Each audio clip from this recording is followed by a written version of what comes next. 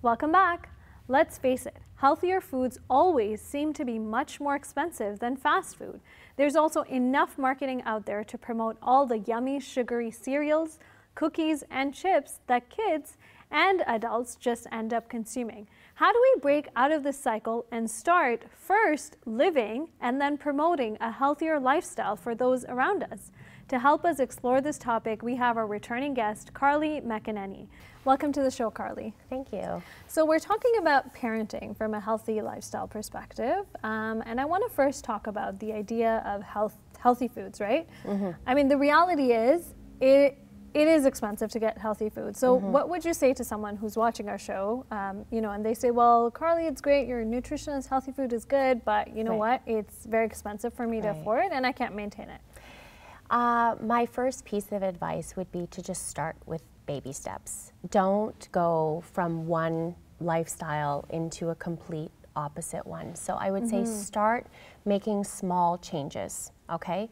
And with those small changes, you need to start shifting your attitude and your priority towards health, because health is a very good thing to invest in. Yeah. So you're right, there are some downfalls where it comes to expenses. However, when you are feeling better and your health is taken care of, you can actually be a lot more productive with your life. So you kind of need to remember that, you know, you're only going to get one chance at one body, right? Yeah. So you kind of need to remember that, okay, you need to take slow steps, but at the same time, you have to have that right attitude to back that up so that you can progress into that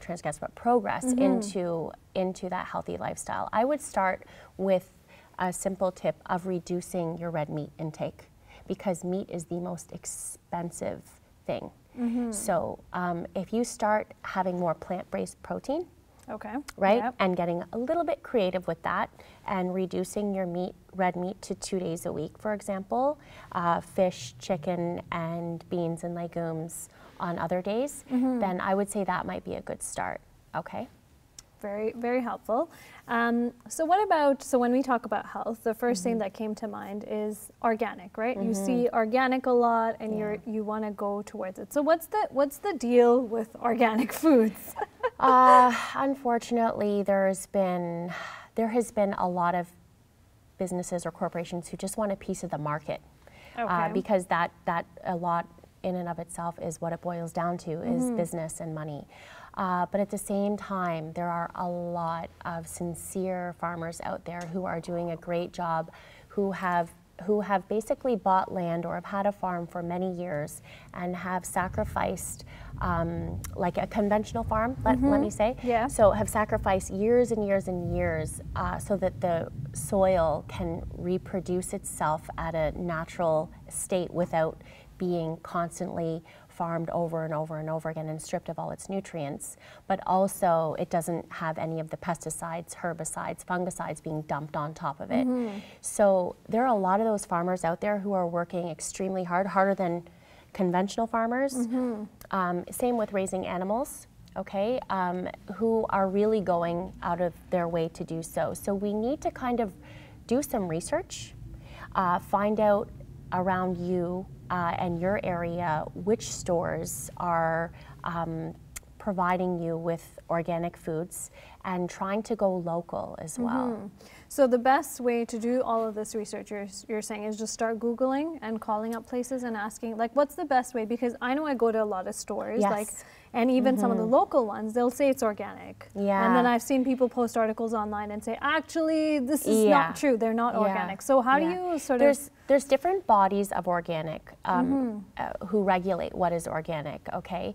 But I would say network. Like-minded people are all looking for the same thing. So start networking yourself with people who are sort of on that journey, and you will be amazed what you find. Also, I would say that, like, USDA is the standard certification that can kind of, it's not a body that is sort of hired by the company. It's something, it's more like a body that regulates everybody. So they're they're not less associated with any biased, company, perhaps. right? They're Okay. less biased, perhaps. Yeah. Okay. That doesn't mean to say that there's not a second or third party who belongs or is doing it for another company that might not make it organic, but it is challenging. It is difficult. I won't argue with you there. There's also a lot of like farm fresh sort of businesses, home delivery organics that are super convenient, and their farms, you can research their farms. They will, they're very transparent. So you can get all the information you want from them, and I highly recommend trying that out. And that way it gets delivered right to you. You don't have to pick and choose, and you go with what's in season, which is also what's better for you at that time, and what's more fresh. What about, a lot of people talk about farmers markets. What's your advice on that? Well, with the recent news sort of that kind of turned up, I believe it was fall, late summer, fall of 2017, there was some controversy of farmers claiming to be farmers, and they were just going and literally buying conventional Gotcha, and then selling it. Okay. Yes, produce and such, and unfortunately they were selling it. So that kind of threw people off of farmers markets. Definitely, but I will say, and I listened to a lot of interviews of the sincere farmers who have so much integrity and lay their life out for agriculture and its sustainability and for the better of the planet and people, who are still doing this every day and working hard. So there are suppliers out there, but you may have to do a little bit of research, but it's always worth it in the end. You always feel better, and you feel better knowing that what you're eating has come from a good place. I think it's really interesting that you said network with like-minded people. I've always heard of the term networking when it comes to like work and you advancing yourself, but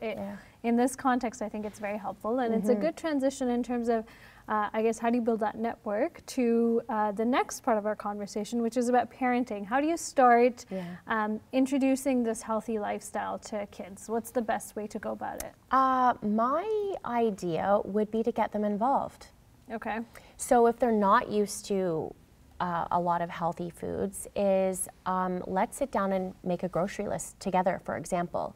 And you have to give them some guidelines so that they can follow. You know, like you have to pick like 4 different colors of vegetables. Oh, interesting. Okay. Or, right? So make it be a little bit creative. It might take a little bit of time, but once you get rolling with this, it'll come naturally. You don't even need to make the list anymore. You take them to the store with you, or you just bring them home and now they know what to expect.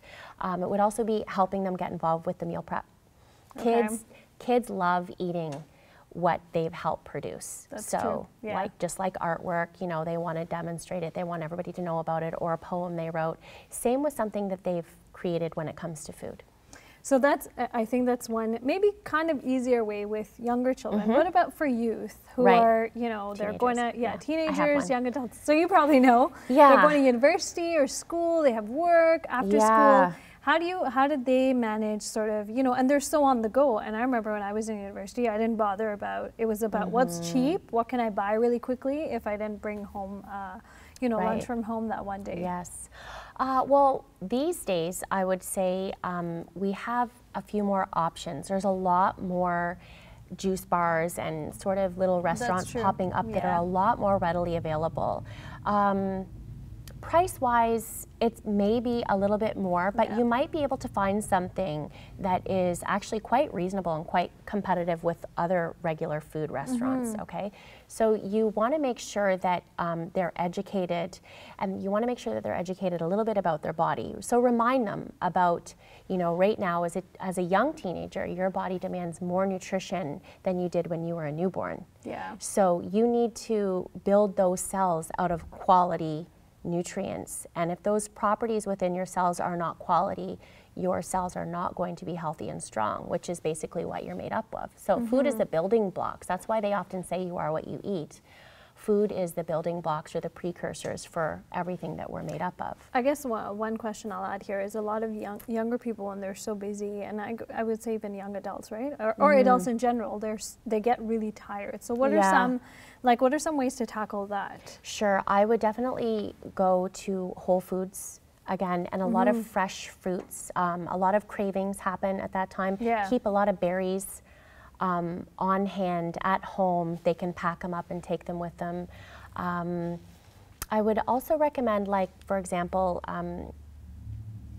depending on your schedule, but sort of doing some prep the night before. So hard-boiled eggs, you know, celery sticks. These days you can get hummus packs, like, that's true. Yeah. already. Yeah, ready to go. Yeah, ready to go. So there's no excuse. These little things, they're all right available now. Like, we have the food of the world everywhere now. Yeah. So if you make a little bit of effort, you'd be surprised what you get. Okay. Yeah. One more, I guess, a myth-related question. So, you know, maybe some of our viewers are watching and they're kind of like, that's great, Carly, this is all really good, but the reality is that the healthier the food is, the more blah, and not that great, right? So how do you, from a parenting perspective, how do you get your kids to how do you break out of that myth? Because nowadays there's so much marketing that, you know, it's all sugary. Like, how do you get away from that? Yeah. It really is hard to get away from that. I will, as a mother of 4, I will definitely say it's not easy, because kids love the junk. They just, I don't know why, it's the marketing and everything else they put behind it. Also, dopamines are sort of generated when we consume sugar. Yeah. So there's a little bit of a mental effect there too. But overall, I would say that it's really easy just to tweak normal recipes and put a little more nutrition in it. So, for example, if you're going to make muffins, or, you know, if your daughter or your son wants to make cupcakes, right? Switch them over to a muffin. Instead of using sugar, use applesauce. You know. Oh, interesting, really? Yes, absolutely. Add some nuts or some seeds on it. Let them sprinkle some hemp hearts on top to decorate it, and blueberries, right? So there's lots of things and these things still taste really good. And by the way, applesauce or even Greek yogurt or both in a recipe actually adds amazing texture and moisture to the So you can actually replace sugar with Greek yogurt and applesauce? Yes, totally, yeah. Yeah, okay, I mean, it's really interesting because I went to see my sister the other day and she said, here, taste a brownie. And it actually tasted okay. It wasn't that bad. And she told me she actually made it with sweet potato. And I was like, yes, whoa. Sweet potato, black beans make great brownies and chocolate cakes. Yeah. I have vegan beetroot muffins that are chocolate, totally chocolate. My kids eat them. They don't even know they're eating them. Well, now they do. No, they do, but like I actually purchased these ones from a store that is close to my home. It's a really nice natural health food store, and they'll eat what's inside. I don't tell them what all the stuff is in them, and then eventually after they've eaten them, they've admitted that they like them. I let them know. So yeah, wow, they do. okay. And I guess there's a lot available nowadays, right? Like even if you Google recipes, like it's really hard to... There's so much available online, honestly. There's so many good alternatives. So many good alternatives. So just as we wrap up, I want to ask, you know, we've had a great discussion about health, foods, maintaining your body. How does your faith as a Muslim play into sort of this lifestyle? Sure. I would say that I think we all are born with this inclination to want to be healthy, as long as we haven't been skewed off the path too far as it would be with anything else. But still, we always have these wake-up calls where we have a health issue, or we have a family member who's become ill, or we just have lethargy all the time, and we need to kind of come back. And I think that it's sort of always been and resides within all of us. But practicing now as a Muslim, I would say that, you know, the miracles that lie within our body are blessings, and our body's been entrusted upon us. So it is an amana, and it's something that's been entrusted within us, so we need to take care of it, because you're not going to get another one. You're not going to get another chance. And, you know, as of everything, we will be questioned about it. So I feel like it's, when we take care of our body, it can be counted as good deeds. It can be counted as an act of worship. Well, that was very beautiful. Thank you so much, Carly. I know I personally learned a lot, and I'm sure our viewers did as well. So thank you. You're welcome.